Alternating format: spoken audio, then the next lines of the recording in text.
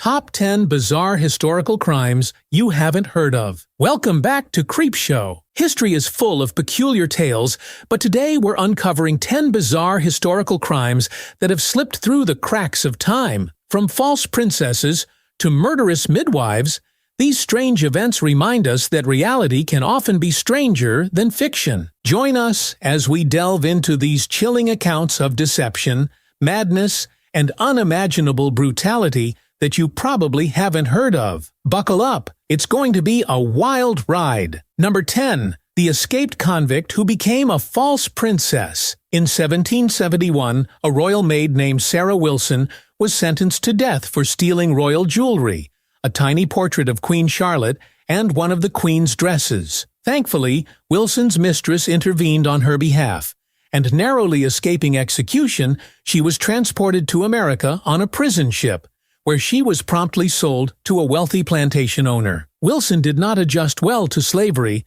and escaped shortly after arriving at her new workplace. Somehow, nobody can explain this, she was still in possession of the jewels, the dress, and the portrait she had initially stolen. Using these items as proof, Wilson claimed to be Princess Susanna Caroline Matilda, the sister of Queen Charlotte. Princess Susanna insisted she had been exiled to America after an undisclosed scandal. For 2 years, this false princess lived in luxury, receiving lavish gifts from wealthy colonial families, especially gentlemen hoping to curry favor with royalty. However, the plantation owner who had originally bought her eventually discovered the truth about his princess. He offered a reward for her return, and she was marched back to his plantation at gunpoint. You might think her story would end there, but 2 years later, Wilson swapped identities with another woman and escaped once again. She fled northward and eventually married a British Army officer. Remarkably, Wilson was never convicted of being an imposter, and in 1774, a Rhode Island paper noted that Sarah Wilson is the most surprising genius of the female sex that was ever obliged to visit America. Number 9. When Margaret Bill Allen was in a funny mood. In 1906, Margaret Allen was born as the 20th of 22 children. From a young age, she rejected traditional femininity, shunning dresses, and refusing to do female chores. Instead, she preferred shoveling coal and tackling household repairs. By 1935, Margaret began telling friends that she had undergone a delicate operation that turned her from a woman to a man, a claim that seems highly unlikely by today's standards. In contemporary society, Margaret would likely be recognized as transgender and could seek support. However, back then, she was regarded as little more than an oddity. Embracing her identity, she called herself Bill, wore men's clothing, and even worked as a bus conductor, though she was fired for whacking passengers on the back of the head if they didn't find a seat quickly enough. On August 24, 1948, Margaret committed a crime that still baffles many today, as her motivation remains unclear. An eccentric elderly neighbor, known for being exceedingly annoying, knocked on Margaret's door asking to borrow a cup of sugar. Margaret let the old woman inside, but then she brutally battered her to death with a coal hammer. Eventually, Margaret was arrested and confessed to the murder, stating that in a spur-of-the-moment decision, she had grabbed the hammer and struck the old woman multiple times. "I was in one of my funny moods," was the only real explanation she could provide. Margaret Bill Allen was sentenced to death, and in a grim twist, she was forced to wear a dress when she was executed by hanging on January 12, 1949. Number 8. The woman who wore the clothes of the girls. Her husband murdered. In 1861, Marie Pichon accepted a job offer from a seemingly kindly man who lured her into the woods as darkness fell. There, he attempted to strangle her. Fortunately, Marie managed to escape, and after a terrifying chase through the woods to a nearby village, she was able to identify her attacker, Martin Dumollard, by the large swelling over his lip. Authorities searched Dumollard's property, uncovering 2 bodies in varying stages of decomposition. Among the disturbing findings were piles of women's clothing, many of which were stained with blood. Shockingly, Mrs. Dumollard had been wearing some of these garments, fully aware that they belonged to murdered women. The amount of clothing discovered far exceeded the number of bodies the police had found. Dumollard was eventually found guilty of 6 murders, including one case where a female corpse had been discovered in the woods near his house in 1855. This woman had been brutally assaulted before her death, and her body had suffered what was described as gross outrage. It was also concluded that one of the victims had been buried alive. She had died with her fingers digging into the soil above her, which is how her remains were found when unearthed. All the victims were women who had been lured to Dumollard's property with the promise of work. In 1862, Dumollard was executed by guillotine. His fate was arguably kinder than that of his father, who had been torn apart by galloping horses as punishment for his involvement in a plot to kill the King of Austria. Meanwhile, Mrs. Dumollard was sentenced to 20 years in prison with hard labor for her complicity in her husband's horrific crimes. Number 7. The Butcher of Berlin. Karl Grossman had already built a disturbing criminal history marked by violence, bestiality, and child molestation by the time he rented a filthy apartment in the slums of Berlin in the 1920s. Neighbors frequently heard screams coming from his rooms, but such disturbances were so common that no one thought to contact the police. Grossman had an unusually high number of female visitors, and those who survived later recounted the horrific sexual violence he subjected them to after luring them back to his apartment with the promise of work. Suspicion didn't arise until over 20 dismembered bodies were discovered in nearby waterways, prompting police to declare that a serial killer was on the loose. When the screams were reported again from Grossman's apartment, authorities finally intervened. In August 1921, they forced open his door to find him standing over the bound corpse of a woman he had just killed.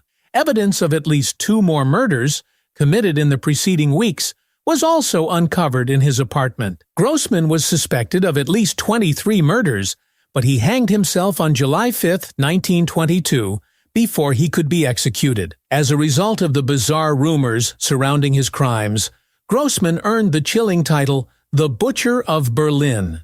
Much of his time was spent at Berlin's Silesian train station, where he picked up many of the women he later took back to his apartment to sexually abuse and murder. Some sources even claim that he sold hot dogs to hungry travelers at the station, boasting an unusually copious supply of meat despite the food shortages in Berlin at the time. Speculation arose that the meat he sold was cut from the bodies of the women he murdered, many of whom were travelers themselves, met while he peddled his wares. Number 6. The woman who helped her husband chop off his own leg. In her late teens, a foundling named Martha Lowenstein inherited a wealthy estate from Moritz Fritsch, who had taken her in as his ward and lover the year before.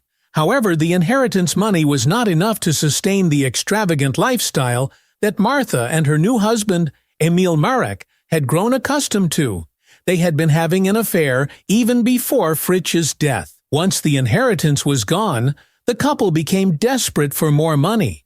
In a misguided attempt to fool an insurance company out of a large sum, they decided to cut off Emil's leg. Unfortunately, they couldn't quite detach it completely. When the insurers investigated, they were unconvinced by the couple's story that Emil had suffered an accident while chopping wood. Doctors discovered that his almost severed limb had been hacked at 3 times, necessitating amputation. To add insult to injury, the couple faced charges of insurance fraud, and Martha was jailed for 4 months for attempting to bribe a nurse during the investigation. After Martha's release from prison, a troubling pattern emerged.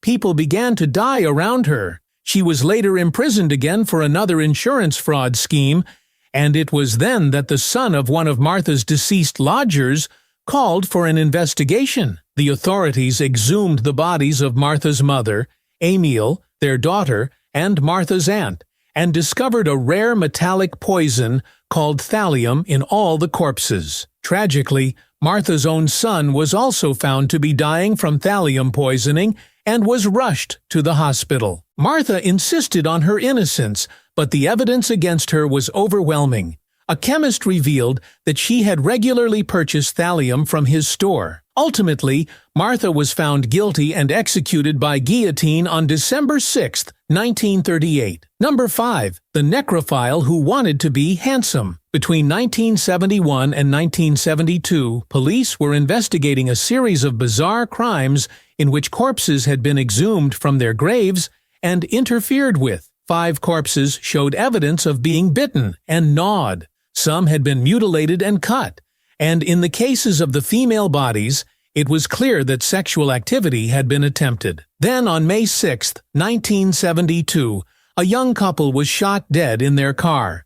The female victim's corpse revealed that the murderer had attempted to drink her blood and engage in posthumous sexual activity. Shortly after, another woman was shot, and the same grotesque rituals were carried out on her corpse. Things escalated when a mortuary worker surprised a man kissing the corpse of a 15-year-old girl and was shot in the process. Thankfully, the mortuary worker survived and eventually identified Kuno Hoffman as the assailant. Hoffman confessed to the bizarre graveyard crimes and the 3 recent murders. He had to explain his motivations through a translator, as he had been abused so severely as a child that he was left deaf and mute. Having spent 9 of his 41 years in prison, Hoffman turned to the occult in hopes of finding a better life for himself. After studying books on Satanism and witchcraft, he became convinced that by performing certain rituals on the dead, he could become handsome and popular. When exhuming corpses from graves didn't achieve his goals, he concluded that the bodies must be fresh for his rituals to succeed. This led him to murder, driven by a desperate hope to attain the elusive attractiveness he dreamed of. In the end, Hoffman's plans crumbled, and he was confined to an asylum for life. Number 4. The preacher who ordered her followers to crucify her. Margaret Peter was fiercely religious and spent 3 years in her 20s wandering Switzerland, preaching the Word of God. By the time she settled back down at her family home at age 29, she had gathered a small but devoted congregation, which included many of her immediate family members. Shortly after her return home in 1823, Margareta became convinced that the devil was living in the rafters of their house. Claiming to be the Messiah, she declared war against Satan. Margareta and her followers began smashing up the house with farm implements, and then, at her command, they turned the implements on each other. The insane preacher then proclaimed that she herself must be sacrificed. However, her sister Elizabeth volunteered to die in Margareta's place. In a horrific turn of events, Margareta and her followers beat Elizabeth to death, eventually crushing her skull. But the madness didn't stop there. Margareta then demanded to be crucified, believing she must suffer and die to save the souls of the damned. Her loyal flock tore up floorboards and arranged them into a crude cross, upon which Margareta laid down. They drove nails through her hands, feet, elbows, and breasts, as she loudly proclaimed that she would rise again in 3 days. On her command, they then crushed her skull with a hammer. Believing both Margareta and Elizabeth would be resurrected, the congregation waited with the bodies as they began to rot. Eventually, the police arrived, and the entire congregation was arrested and jailed. The house was condemned and torn down, with the land declared unfit for building ever again. The only account that remains of this event was obtained from trial records and eyewitness testimonies at the time. Tragically, Elizabeth and Margareta did not return from the dead. Number 3. The nun who ate her secret lover's excrement. At just 13 years old, Mariana de Leyva was forced into the Santa Margherita convent in Monza by her wealthy father. Initially, she adapted well to the pious life, changing her name to Virginia and becoming a teacher and role model for the younger girls. However, in her 20s, her life took a drastic turn. Sister Virginia fell in love with a wealthy young nobleman named Gianpaolo Ossio, known for his terrible reputation as a womanizer, with even rumors suggesting he had killed people. Their passionate but secret affair played out in her convent rooms. Over the years, Virginia bore 2 children, a stillborn boy and a daughter whom Ossio officially recognized as his illegitimate offspring. The love affair was tumultuous, leading Virginia into bouts of depression and suicidal thoughts. Plagued by guilt over their unholy relationship, in a desperate attempt to turn her lust into repulsion, she turned to the bizarre practice of coprophagia, eating Osio's feces. Some sources claim she drank this superstitious remedy in tea, while others suggest she sprinkled his excrement over liver and onions. Whatever her method, the strange remedy failed to quell her desires. In 1606, a disgruntled novice threatened to expose the scandalous affair. To silence her, Osio killed and beheaded the girl, burying her body in the monastery chicken coop. Virginia helped him create a hole in the monastery wall to make it seem as though the girl had escaped. Despite their efforts, rumors continued to spread.